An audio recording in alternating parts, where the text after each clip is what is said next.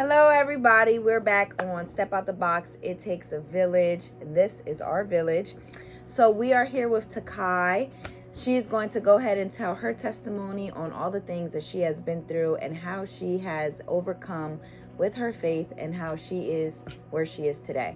Before we get started, I want to just thank everybody who has been watching, liking, sharing, and subscribing to the YouTube channel or even sharing our posts. We really appreciate it. We're doing really big things with Step Out the Box, and we're very grateful for that. Don't forget that we still have our raffle going on. It ends at the end of this month. So make sure that you are purchasing tickets for a chance to win a gift basket. As the time goes on, we're going to try to do different raffles with different prizes, more bigger prizes and stuff like that. Also, we have our healing event coming. That's in November. So pay attention to all the flyers and all our social media platforms, okay? So we love you, we appreciate you, and we thank you. At this time, we're just going to turn it over to TAKAI and let her do her thing. Love you. All right. Hi, everybody. How are you all? First, I wanted to thank Amanda here for even thinking about me to do this. I just want to say that I have become an unofficial lady of SOTB. Yes, so we love you here. Yes, unofficial, but I just love the outreach that she's doing, and I admire each and every one of these young ladies. They out here doing their thing, and so, just reach out and continue to give them their platform to bring us all up, because it does take a village. Yes. So, my story, it's a difficult one, but first and foremost, God is always in the building with it, regardless of any negativity, anything that I have been through. I know God had me regardless. From a young child, from a baby, I had turmoil after turmoil after turmoil, and it just made me the person who I am today. Early on, I just, I gotta get straight, butt naked is what I call it. But at the age of 5, I was molested. And what it did was make me protective over everybody, because the person told me that they were going to kill my family if I told. And growing up, it happened over and over and over. People in the family, all kinds of just, really, really bad stuff. And it's like, okay, so what do you do with this? So I became the protector over everybody. Nobody going to mess with no friends of mine, my family, nothing. So I became the mama bear. And, when people talk about, different stuff like, being promiscuous and, out here just doing the most, you don't know what's behind that promiscuity. Right. You don't know if a young lady decides to start, liking other young ladies. You don't know what's behind that, because oftentimes, I'm telling you, molestation is somewhere in there. And, we just have to keep our babies, because it happens to guys too. Yeah. We got to keep our babies covered. So, as time went on, I developed early and stuff like that. So it was always, my body and stuff was always on display, because I was so small, but it had like large breasts and things like that. And so, it just became a situation. So, but I'm a fighter. Always have been. Some might say even physically, there's people out there who know her. But, but I always wanted to take care of everyone. And so, but all life wasn't bad. I had, a good family. We all are working class people and different things like that. Right. But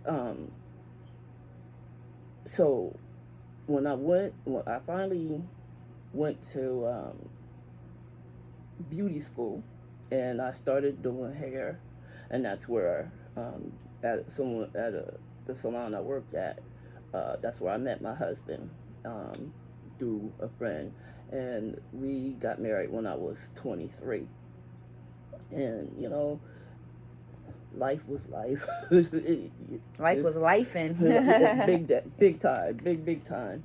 And but some of these things started coming up in our relationship, and then 6 months into our marriage, I was in a car accident, and it just I feel so bad. I had to tell him here as of late.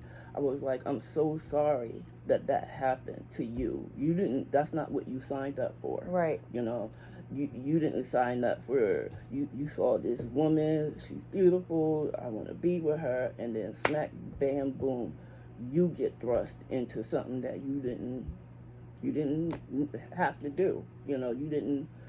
So were you like bedbound or? For a little bit. For a little bit. Yeah, because the way that the car hit me, and I was working at the time as a youth advocate, and I turned to try to protect her, so it slammed into another car, so everything was just jacked up, and that in turn turned into fibromyalgia. So I'm in pain all day, every single day, and people don't get that. Oh, they see you laughing and jovial and doing things like that.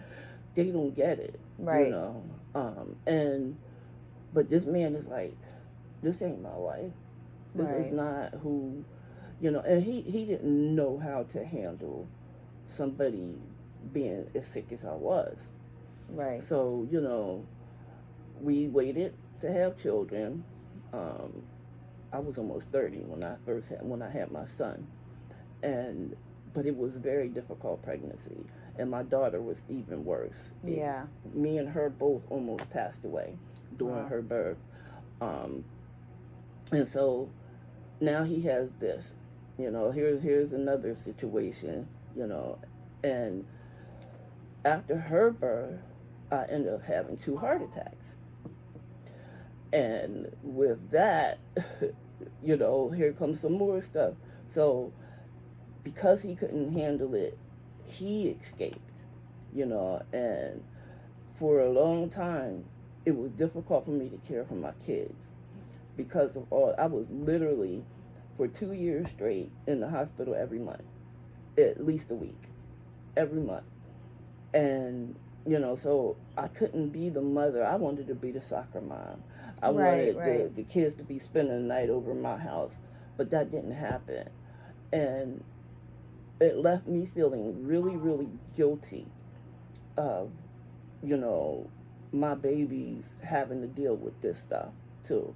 And they want to go outside and play, but I can't even get out the bed. If I plant my feet on the floor, it's like fire just shoots up through my body.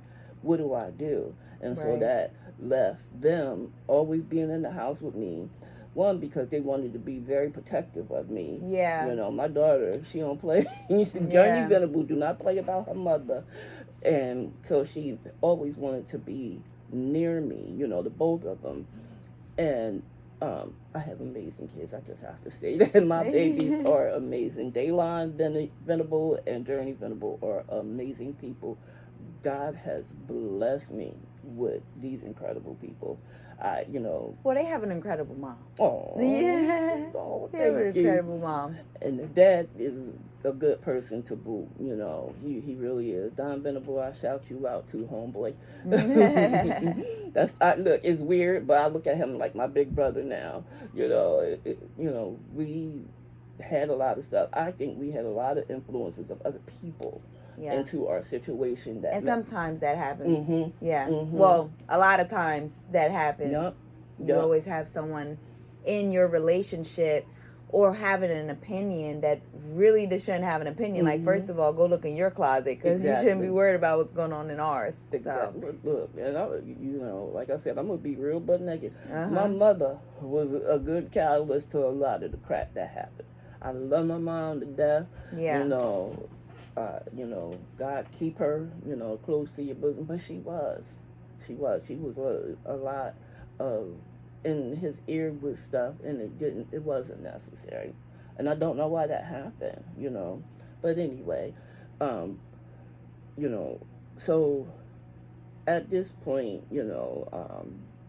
life is life, and like you said, and I was working. It was always difficult for me to work. So at one point, I did have a beauty salon, and I did hair and makeup. I had a small catering business as well.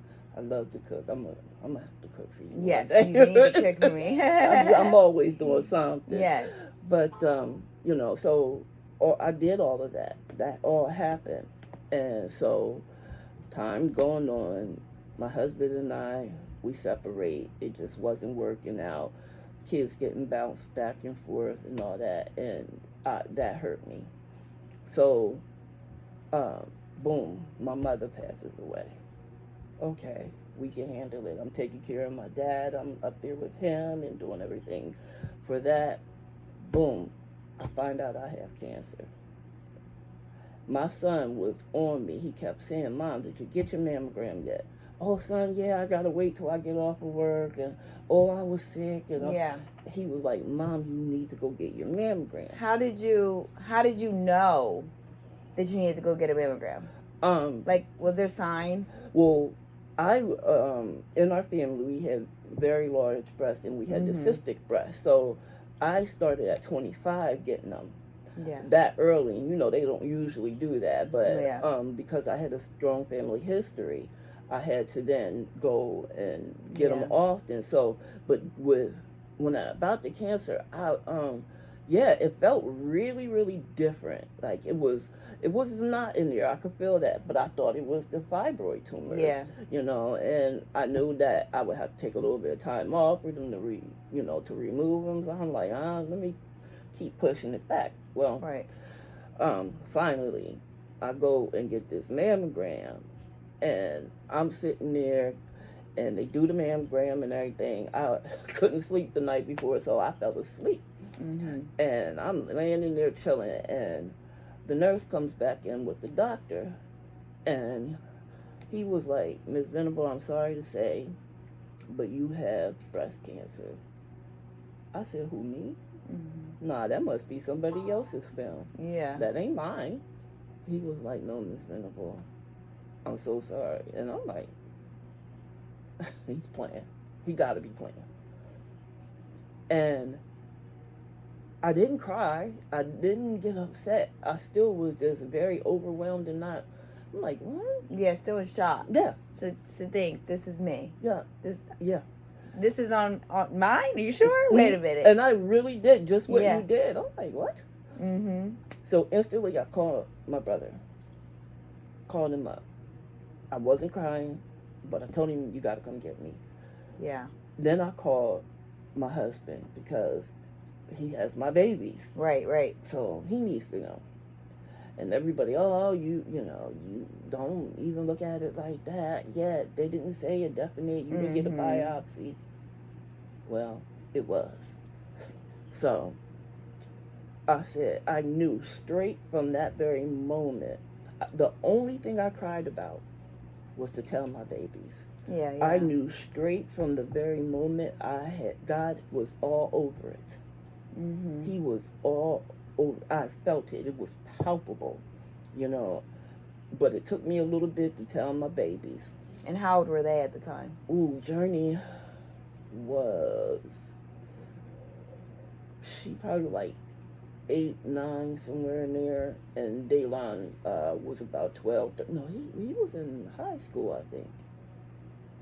It's been so long, I can't remember, but they were kids. They were still kids. She broke down, of course. My son, he went straight into his phone. Okay, so what stage did they say? So what are he did that. He was on it. He was on it. He does that. Like, with anybody that loves me and loves them, he's instant.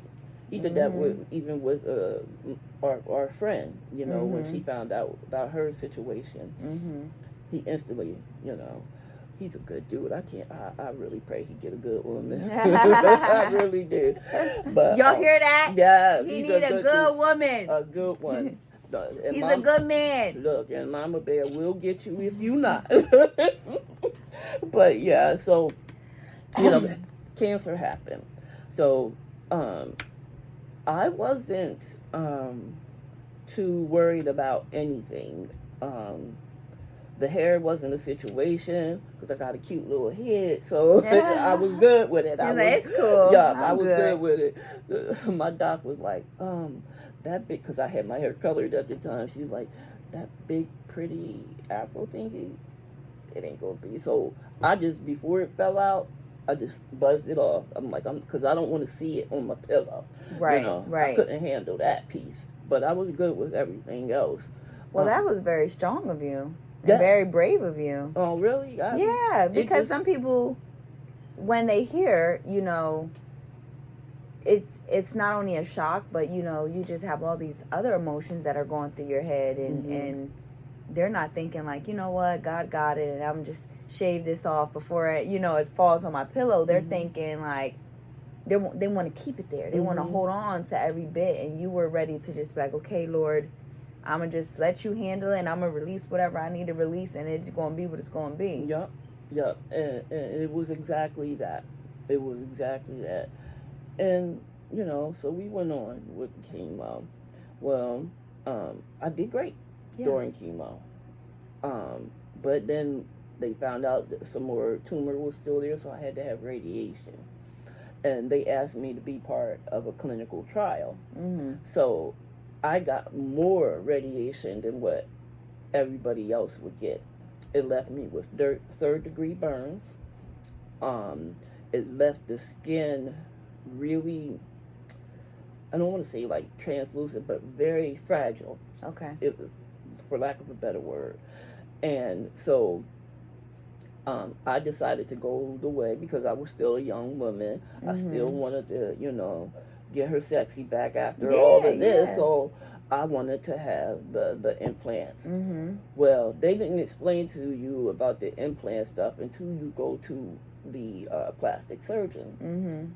The plastic surgeon places these things in there, like the skin stretcher thingies.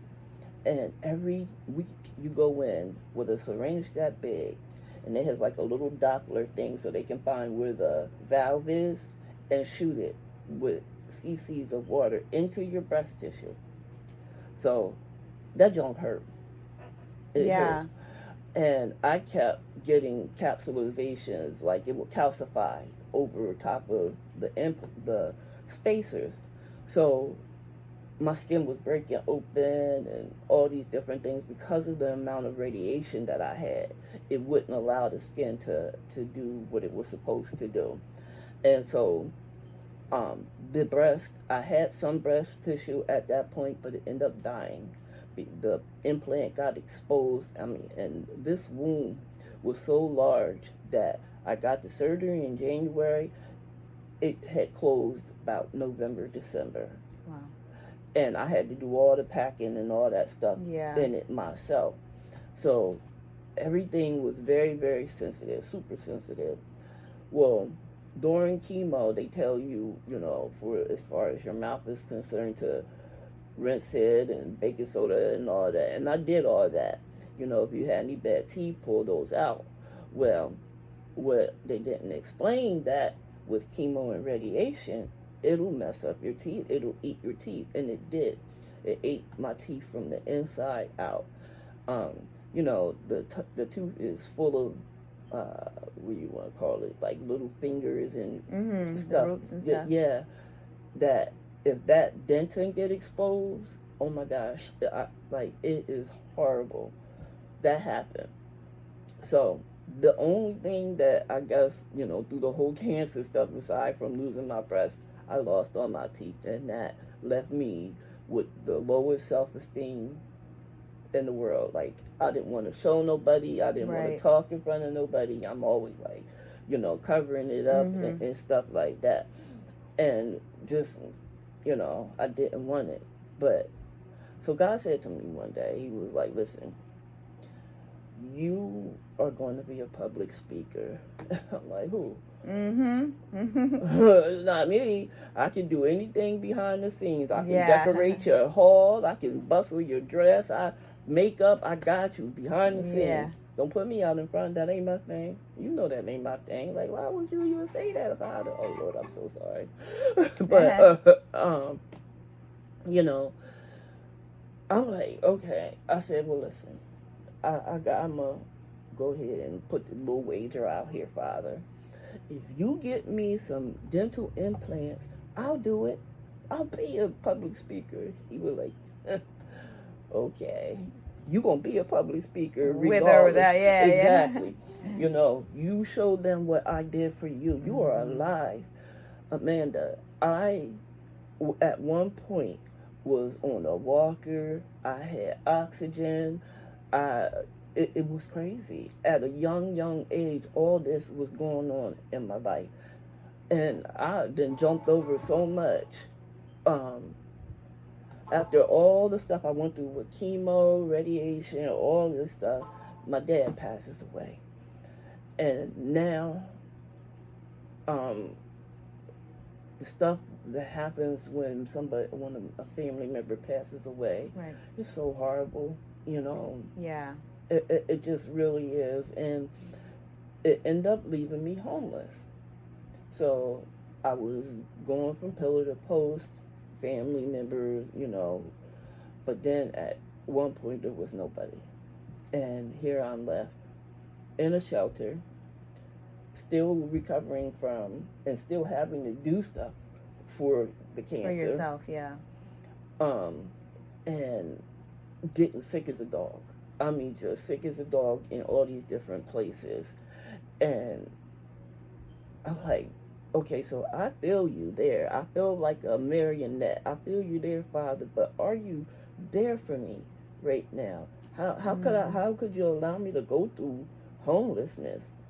And I was in the Y here in Harrisburg at one point. I got out of the Y.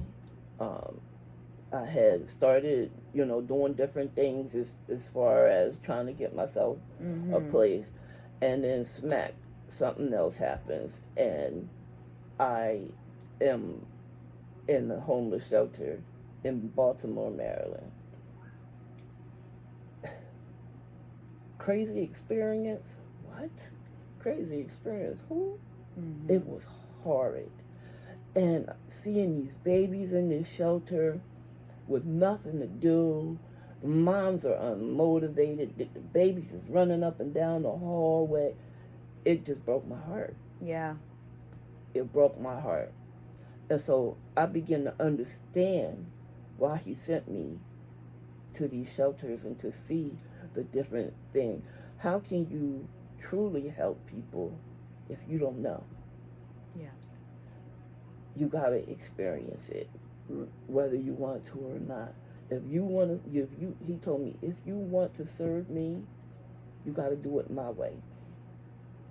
And, you know, that's when I was like, okay, so I surrender. It's all you. Where are we going next? What are we doing next?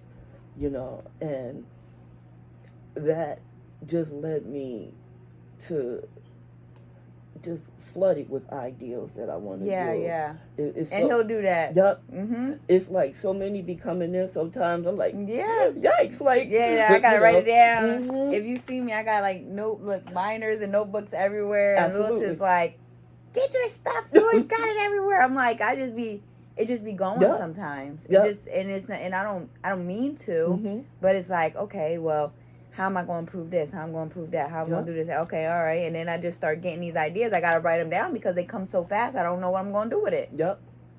And that's exactly what's been going on. You know, I ain't nobody's writer, but he wants me to write a book. He been told me that one, though. I've been sitting on it. I'm going to get a beating. So, I got to do the legwork with that. I got to do the legwork with some of these other things. You know, we've talked about the thing that my platform right. to let the process. You know, so I'm trying to develop that as well. You know, so there's a whole lot that's just coming down the pike. You know, yes, things get dark sometimes, y'all, but if you stay on course, you will definitely persevere. God is amazing. He's amazing. He will give you strength beyond strength. Yeah. Strength you didn't know that you had. You know, like who knew that I was going to be, you know, going through cancer, and I was one of the healthiest people out there. I was running, right. you know, doing that whole nine, and life shows up. And that's how we got to look at it. It ain't all bad and doom and gloom. Life shows up. Yeah. Nowhere in that word does he say every day will be rainbow, sunshine, and butterflies. Yes. Nowhere in that book. But he does let you know it's going to be some trials and tribulations and some hard times following him. And as you probably are seeing now, we as believers get tried even more. Yeah. Than what the people who are in the world. Yeah. Yeah, we definitely do, because now our spiritual eyes are open, and we can kind of resonate with a little bit of everybody, but then we also are able to what's the word, we're able to kind of like navigate through things now, you know, like, okay, I'm not going this way. I see them red flags. I see the person, but I see what's behind that person. I'm not going to deal with that. You know what I mean? Or I see what they're trying to do now. And it really does make sense. And I've heard it my whole life when, you know, even going to different churches, when people say you don't fight against flesh and blood, but against principalities. It really makes sense now that I'm into God now more than I was before, because now I understand, okay, it's the spirit that's attached to you that wants to trigger me because it doesn't like the light that I give off. There it is. And it's like, okay, you're right. I don't have to fight with you. There it is. You're good. Go ahead. You go your way. I go mine. And I know that, and God is love, and it's all about the love and compassion for one another. And you are supposed to pray for your enemies. But nowhere in that book says that I got to be in your face every day. There it is. I could pray for you. I can hope for the best for you, but that doesn't mean I have to be around you every day. Absolutely. You know, I don't have to be in your presence, because what you have attached to you right now, it's draining, and it's antagonizing. It's hurtful. You know, there's so many things that you learn now that you didn't know before. Like, he really opens your eyes to knowledge and wisdom. And like what you were saying earlier, that learning from experience, that is how he teaches us. Because that's the only way we can teach other people is if we experienced it. Yes. Because, and that's why I say about step out the box. When I went on a few like interviews to go ahead and be a motivational speaker here at the Dream House, which is one of our sponsors, by the way. Congratulations. Yes. I let them know I'm relatable. There's things that I've been through, I've seen, I've been around, that I'm able to talk to people in a whole different type of way. Absolutely. That other people can't. I can't tell you I understand if I didn't go through it. There it is. You know, your situation with breast cancer, I can't tell you I understand because I've never been through it, but I'm compassionate about it. I have compassion for you. I see who you are today, and that is what makes me so connected and drawn to you, because it's like, wow, you're really strong. Oh, you're really strong compared to so many other people. Like, sometimes they feel like they don't have God. Sometimes they feel like they don't have that strength. Sometimes they feel like there is no hope, and they do give up. So to watch you and to watch a few of our other friends go through it, and you guys are like, keep going, and no matter what, you're like, keep pushing through. That is inspiring to me. You know, that's inspiring to me and everybody who sees you all. So I don't know what you're going through, but I feel for you, and I feel, and I love you guys for it. I love you guys for your strength and for allowing God to work in your life. Because without him, I know this would not even, we wouldn't be sitting here right now. Right. So I'm totally grateful for it. The experiences that he gives us, it's amazing. I think ever since I started Step Out the Box, I've just been seeing his hand in so many things. And it's not big. It's just like the littlest forms, you know. Like I posted a video earlier today about him just comparing life to one highway. It's like you're on the same path with everybody. Somebody might have an exit, they rear off down the block, you know, down the highway. You might have an exit, maybe it's a detour, they doing construction, you got to go around, and everyone has a destination. But it's like you might have an accident here, you might get off on the wrong highway, but later on the people who got off on this highway and your wrong exit led y'all back together. Like it's so, like I just didn't think before like that the two could compare. But now that God is showing me that he isn't everything, it's like, okay, Lord, now I understand. When I'm at a stop sign, it's like that's where I need to take a minute to stop and reevaluate my life. When I'm at a red light, okay, this is a moment of stop, reevaluate, think about some things. I remember back in the day, they used to do the little license plates, you know, go get them airbrushed or whatever. Oh, yeah, I remember those. So I wanted on mine, all roads lead to Jesus. Yeah.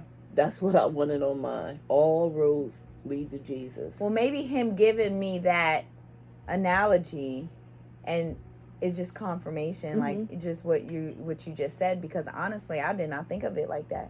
But God is in the midst of it all. Like he's here today with us. You know, he's moving. Like the anointing. Excuse me. I'm sorry. The anointing is in the building. Yeah. I told her on the way here, the enemy tried to stop it, throw a monkey wrench. He was shook, and he should be, because the amount of anointing that's in this building. Yeah. Absolutely. We have a lot of testimonies and more to come. More to come with Step Out the Box. But you know, I'm just so glad and grateful that you are part of it. You know, you're just a part of it. You've come to our events, you've come to the marches, you're here today, and this is only going to get better and grow more.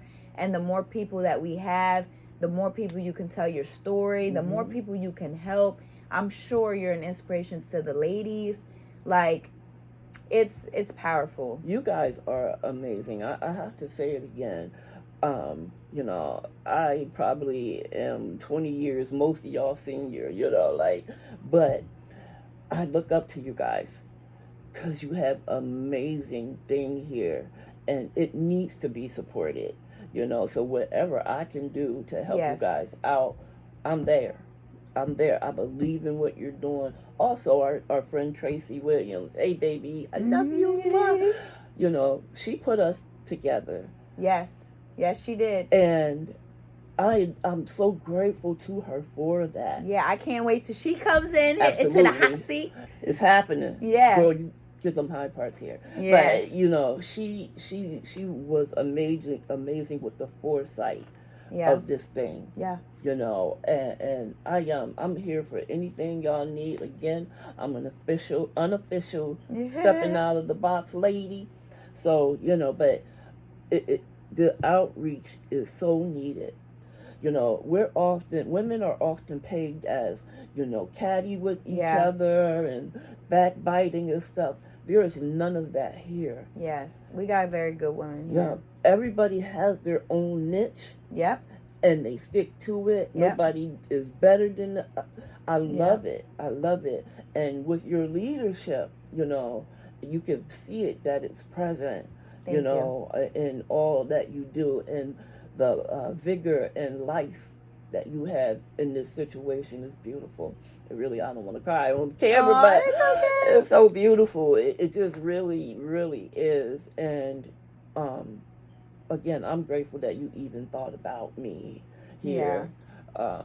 And just know that if there's anything you guys need, I'm there. Absolutely. And that goes for us too. If there's things that you need, you know, we're here for you. We love you. We respect you. We look up to you. You know, we just here try to, you know, we all, like you said, just have our own thing, our own niche, and we all have our own stories. But the most important thing is that we don't use them like as a crutch. We use them as our way to help uplift and inspire. And that's what Step Out the Box was originally created for, to uplift, to motivate, to inspire. And you know, I have very great people on the team. They're very respectful. They have their own lives, but when I need them here for Step Out the Box, they show up and they show out. And that's the most important thing. I just want to say, y'all, I was here from inception when she thought about it. We talked about it. We talked on the phone. Yep. On FaceTime, on Messenger. I'm like, yep. God was all in this thing. Yeah. And, you know, just to see your babies and your fiance and all that, you can just see that you know, you are growing, you are elevating, and you're bringing your whole family along, and that's such a beautiful thing, baby. Yeah, that's the goal. The goal is, you know, I move up and I reach back down and I pull somebody up, and then and you reach back down and you pull somebody up. Like, I've never been a hater, you know what I mean, or a naysayer. I've always been the person who's like encouraging or rooting for somebody, and I may not agree with people's life choices and things like that, but I always try to look at the best way, like the good in it, in all of it. And I want all of us to win. Like, it's been so many generation of losses that I want everybody to win. I want all of us to win. And that doesn't necessarily mean you got to win on my table. You know what I mean? And we got to eat off the same plate. Right. But I'm still rooting for you. You know what I mean? I still want you guys to win. Why not? Like, we lost too many times. It's time to get some W's under our belt. You know what I mean? Absolutely. And I've learned that I've done it my way for so long. And in a way that it was just like me trying to figure everything out. Me trying to just put my own personal stuff in everything. And now I'm learning, okay, God, what you want me to do? Exactly. Okay, God, what's our next step? Okay, so, and I'm learning if I put him in it, he gonna make it happen. And he honors it. Yeah. Absolutely. And in the word, it tells us, like, if you speak to a mountain, move. Right. That thing better pick up and start moving. Yes. Because it don't want the smoke from God, you know, that type of thing. Yeah, if we speak it, it's going to come to fruition some way, somehow, especially if you seek his face first. Yeah. With anything, like all that I have been through, and all the stuff that, like, you know, getting hurt by people. You know, everybody say that little, hurt people. No. You don't have to live to that standard. Right. If you seek his face and continue to ask him and have Jesus show you, because he does. He shows us how to walk. You don't have to be a hurt person that hurt another person. You won't even want that in your heart. Right. You know, the enemy is going to throw them arrows, you know. You got to be like, oh, excuse me. Yeah, darkness cannot exist in light. Yeah. Because if light is shined on the darkness, it's no longer darkness. Yes. It'll be exposed. Yeah, and it's going to be right there in front of your face. We don't have to do that any longer. Yeah. Once you become into the kingdom of God and he starts to show you, and you continue to ask for discernment, and truly surrender all. Because sometimes we still be having our hand, you know, the one hand be like this, but the other hand be in the mess still. Yeah. You can't do that. It gotta be like this. I surrender it all. Yep. You know, and that's why I'm here. That's why I'm doing this. That's why he's brought me back from all of that stuff. At one point in time, I used to, how'd I say it? I used to be what happened to me. I was cancer. I wasn't TAKAI. I was fibromyalgia. I wasn't TAKAI. I was diabetes. All these different health things. Somebody would ask me, how was I doing? Oh, girl, this, and this. Yeah, I understand. When I stopped doing that, it was in the shelter in Baltimore. And I had a walker and stuff. And God said to me, spoke audibly, I heard it. If you give that walker away, I am going to heal you. Give it away. So I gave it to a lady who needed it. And here I am today. No walker. No walker. Stuff, it's, stuff, but it ain't like it used to be. Right. And even through the pain and stuff that I deal with daily, with him in it, it cushions it a little easier. It makes things a little bit easier. And also, I can't say enough about God. We could be here for a couple of days talking on this camera about God because he is so awesome. I wanted to tell my story, and I wanted to show why I am here, and I wanted to focus a little bit on some of the darkness, but I can't. Like it's like he's dissuading me from that to say, okay, here you are now. And this is where the glory comes in. Absolutely. And you can show, regardless of whatever you got going on, you can tell people about me and put me. He has told me that I'm not going to stay in one place very long. I will be bouncing around all over the world speaking. Yes, I'll have a house or a central location, but I'll be traveling the world speaking for him, about him, and I just can't wait. And I am the kind of person, if you in the camp with me, everybody win. Oh yeah, we winners. We winners. Everybody, you want some? Yeah. Here you go. You want? Yeah. No, because she don't work like that. Right. Right now, I'm going through a situation with a good friend of mine, and it hurts so bad. But I had to put it on the shelf. I cannot keep my hands in it anymore. But it doesn't change how much I love her. It doesn't change how much I'm going to still champion for her without her even knowing. That's where it lies right there, is that they don't need to know that you're praying for them, but you're praying for them. You're rooting for them, and that's what makes us different from other people. Because while we're rooting for you, you wishing on my downfall. You know what I mean? But it's okay because I still love you. I just don't need to be around you. Yep. You know what I mean? I want you to win, and I want you to eat. You don't gotta be right here, but I still want you to do good, and that's what makes us different. And I think that's what brought us together too. And even with Tracy, is that we were all people who been through some things, but we still want to see each other win. Absolutely. We want to see each other win. So that was the main thing that got us together. That we were all in little parts of our lives where we're just trying to win and get to where God wants us to go. I never thought I would be on here doing Step Out the Box with the camera and, posting that, or doing motivational speeches, or going out there and doing the events. I never thought, I would be doing that. When I was younger and I seen, the church people in the corner yelling and screaming, I'm thinking like, what the heck are they doing? Crazy. They crazy.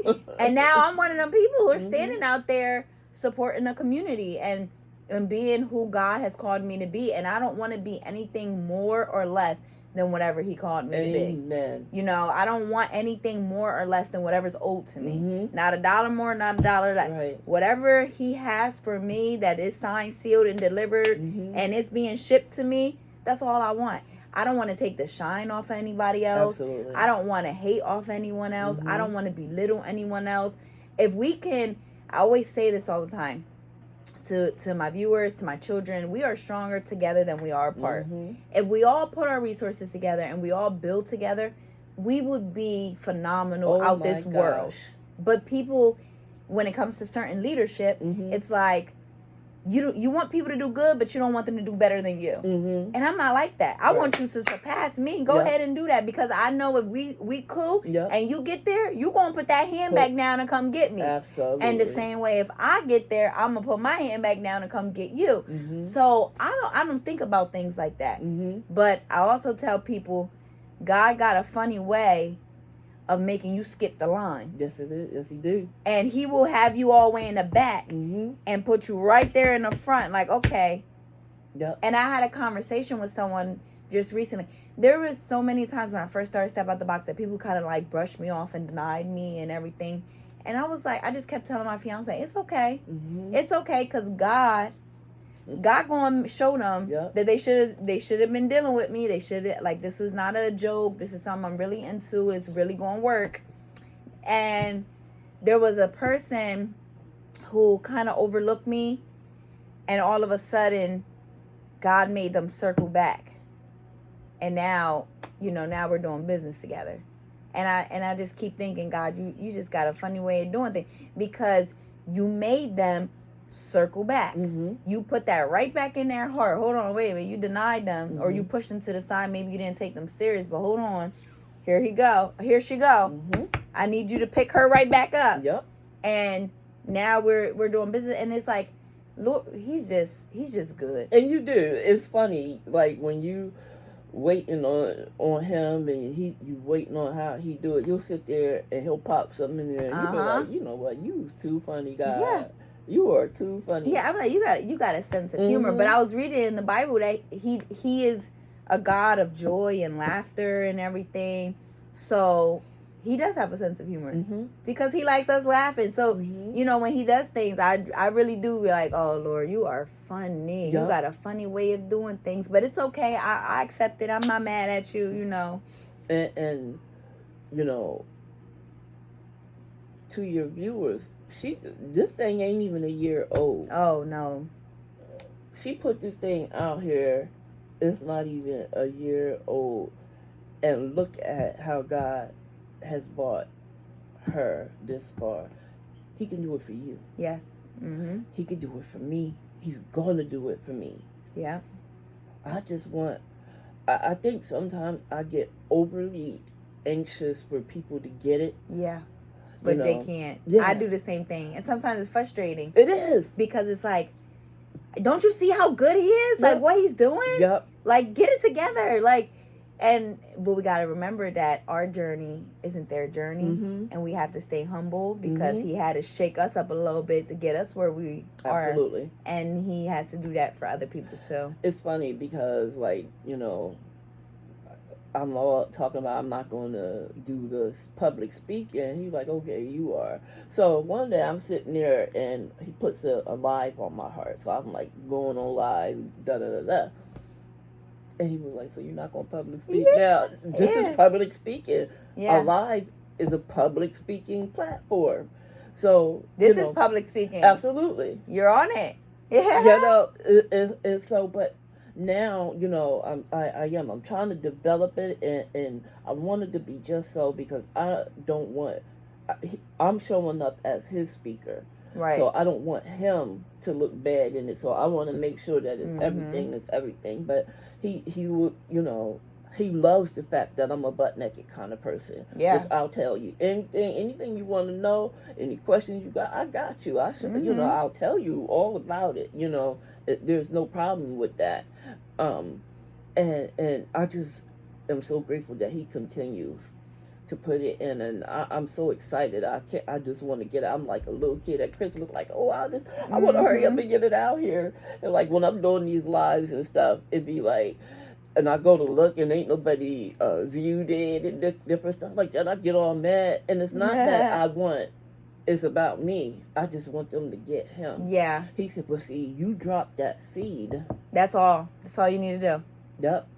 And whether they pick it up or not, that's up to them. Yes. But you did your part. You did what I asked you to do.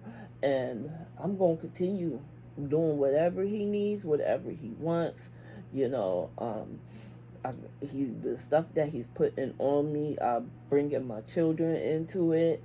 My son is in school for graphic design and stuff, so he's gonna be working on that kind of piece. My daughter, she took after mom, so she started cooking, so she's going for culinary school. So it's got to be out here, like y'all getting to see some stuff out here. Like, she got it.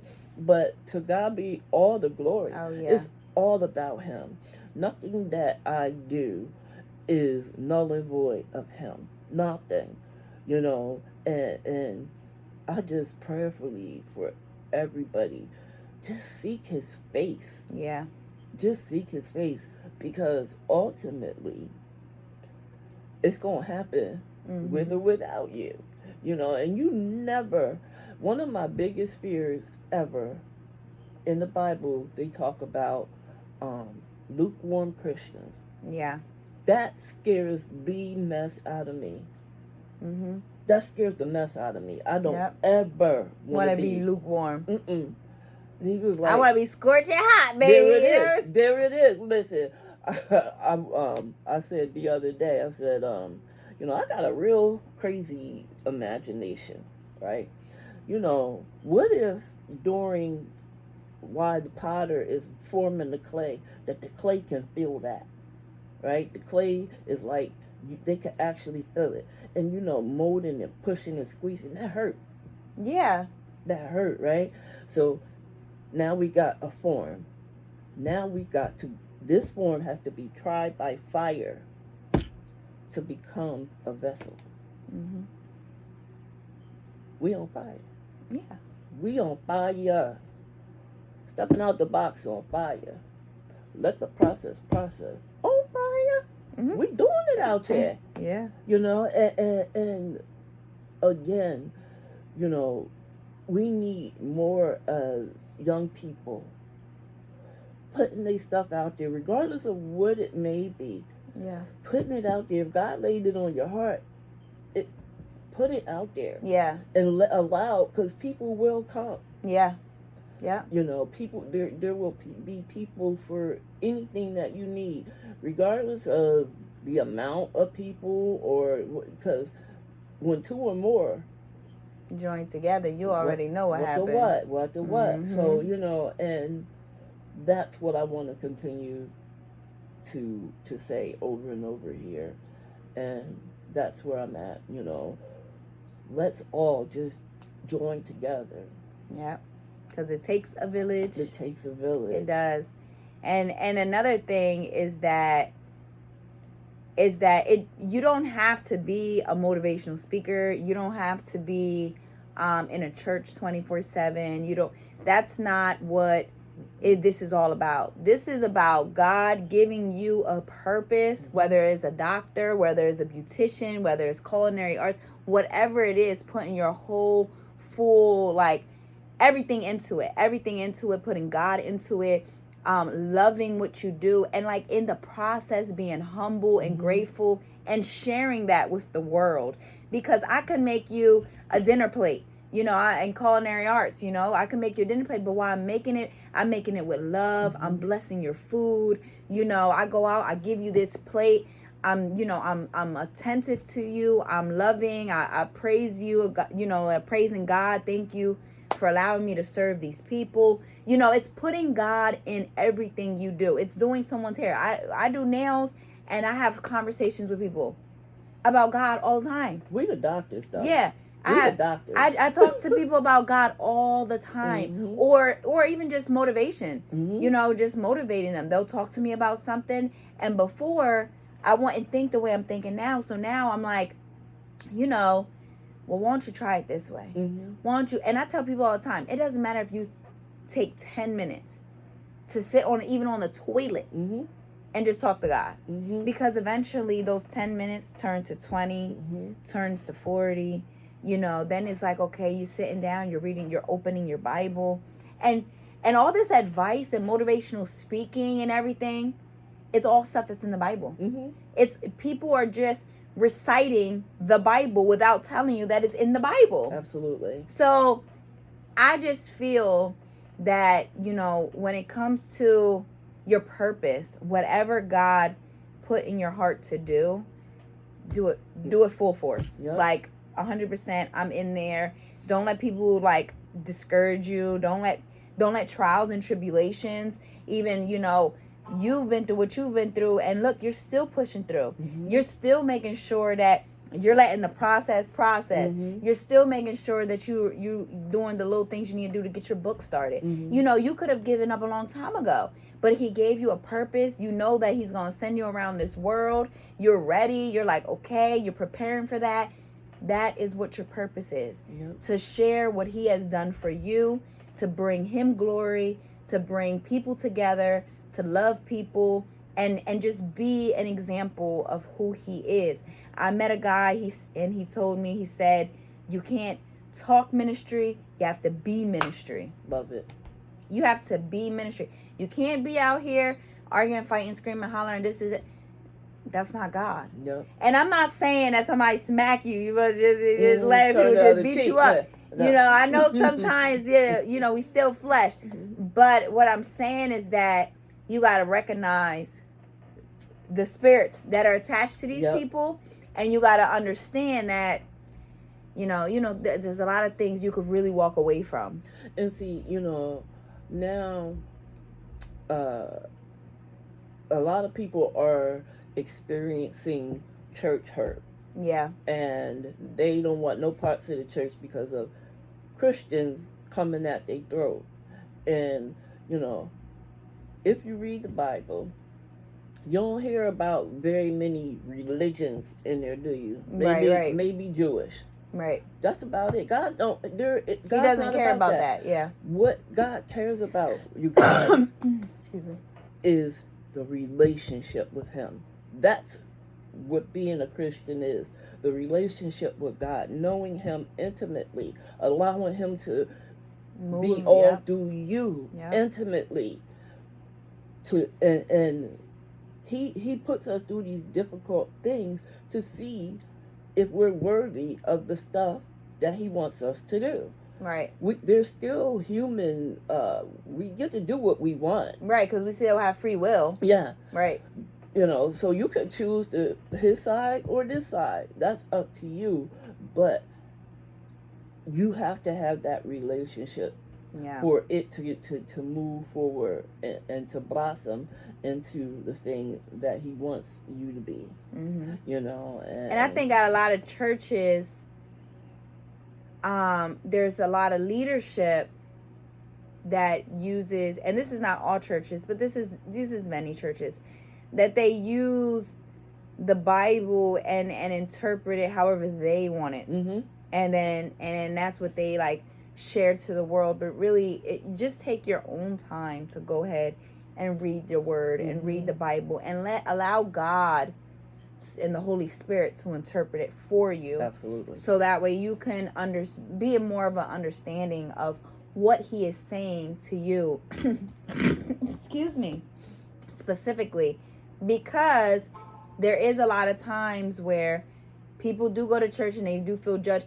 But I do believe in accountability. Absolutely. You know, if you're wrong, you're wrong. If you're doing something you're not supposed to do, you're absolutely doing something you're not supposed to do. But my thing about that is, that's not my place to judge you. There it is. That's between you and God, not you, me, and God. Mm-hmm. You know what I mean? So it goes back to the relationship. Yep. That sits between you and Him, and at some point in time, you and Him will sit face to face, and you will have to deal with that. Mm-hmm. I don't have to deal with that as long as I got to deal with my own stuff I'm dealing with, that I'm working on with Him. So I just think that judging people, and that's in the Bible, it's just not our place. And you know, we all experienced it. You know, that first row of the church mothers, let some young lady come in that don't have, you know, the type of dress that they think she should have on, or, you know, a homeless man sitting there who hasn't had a bath.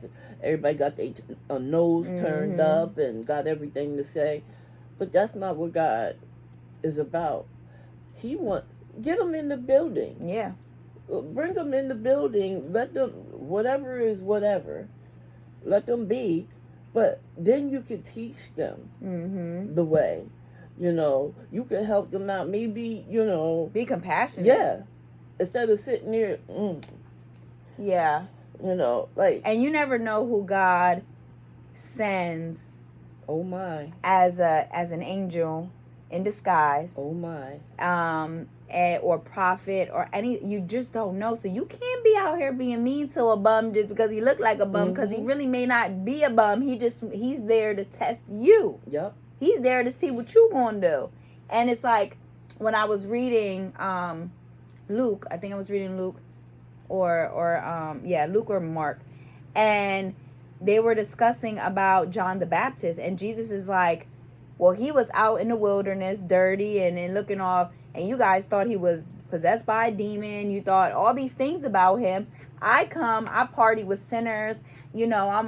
I'm clean and everything, and you think I'm wrong too. So like, which one is it? Like you judge either way, and you shouldn't, because even though he looked the way he looked, John the Baptist looked the way he looked, he was still very much a very powerful man. And just know somebody got eyeballs on you too. Yeah. As you out there looking. And then you look down on Jesus, and he's the Messiah. So it's like, I don't know, guys. You can't be judging everybody, or you can't judge a book by its cover, because you don't know internally.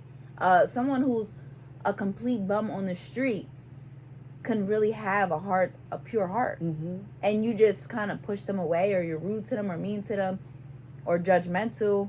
And those people really are the people you need to be talking to. Yeah, because even in the time that I was homeless, and I was never on the street like that, but living in them shelters, it was very difficult. But even through that, never once did I have to beg for anything. Yeah. Never once did I steal. Never once did I cheat. Anything like that. And people, they look down on you. Somebody that had hired me to work for her, I believe that's what she was doing. She looked down at me because of the experience that I went through.